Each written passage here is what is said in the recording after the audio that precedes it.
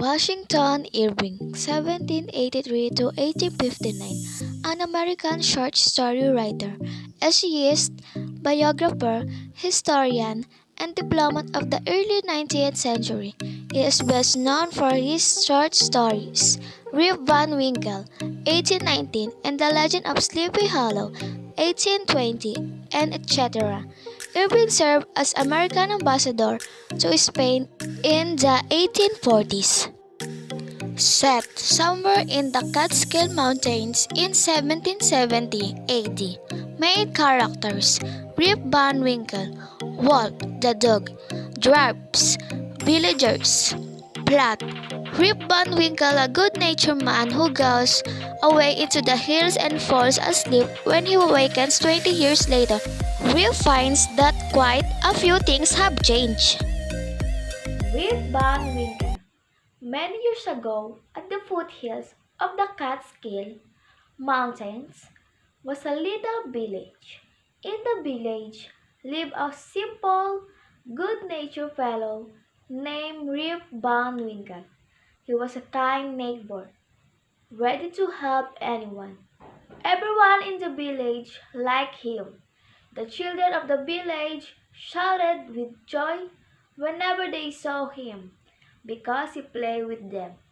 He taught them to fly kites and shoot marbles, and told them long stories. The only problem with Rip was that he was very lazy.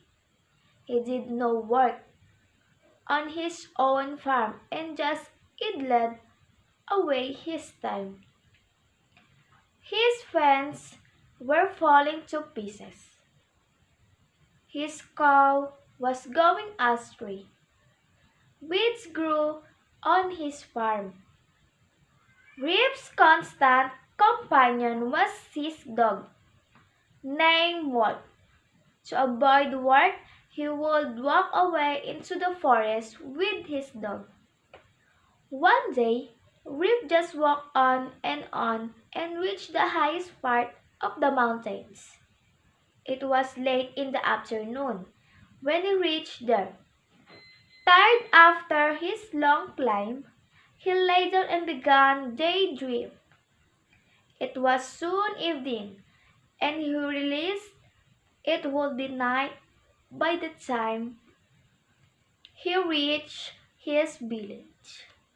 Suddenly, he heard a voice calling out, "Rip Van Winkle! Rip Van Winkle!" He looked around and saw a short, old man with thick hair and a grizzled beard walking towards him with a barrel. He made signs to help him carry the barrel. Rip buried to help the stranger, who caught his hand tightly.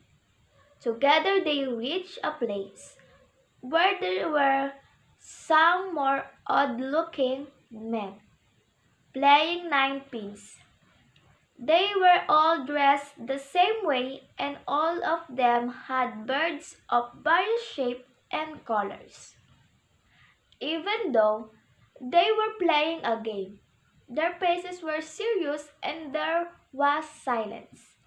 The only sound was the noise of the voice, which echoed in the mountains like thunder. As Rip and his companion reached them, they stopped playing and stared at Rip with a fixed gaze.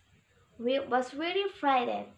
His companion emptied the contents of the barrel into glasses and made Rip drink it. Rip obeyed as he was trembling with fear. Since he was thirsty, he drank a few more glasses and slowly fell into a deep sleep. On waking up, he found that he was at the place where he had first met the old man. He rubbed his eyes. It was a bright sunny morning. "Surely I have not slept here all night," thought Rip. He looked around for Wolf, but he was nowhere. Rip whistled for him. "Wolf! Wolf!" He then shouted. No dog was to be seen. Where has this dog gone? He muttered to himself. He began to descend the mountain to go back to his village. As he neared the village, he met a number of people, but he didn't know any of them. The villagers also started at him, equally surprised. "Who is this man?" said one. "I've never seen him before," said another. "Look at his long white beard and his wrinkled face." On hearing this, Rip struck his chin, and to his astonishment, he found his beard had grown a foot long, and it was all white. An old woman walked up to him and looked at his face for a moment. Then she exclaimed, "It is Rip Van Winkle.